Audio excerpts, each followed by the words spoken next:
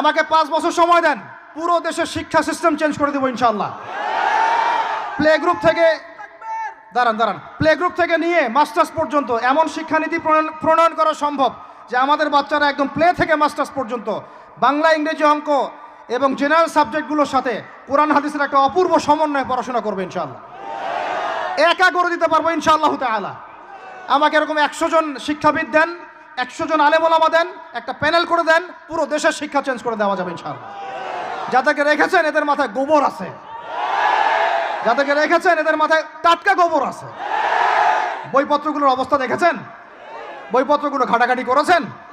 সমকামিতা প্রমোট করছে আমাদের দেশের মধ্যে, ট্রান্সজেন্ডার প্রমোট করছে আমাদের দেশের মধ্যে, আমাদের বাচ্চা কাচ্চা কচি কাঁচা বাচ্চাদেরকে শারীরিক শিক্ষার নামে যৌন শিক্ষা দিচ্ছে।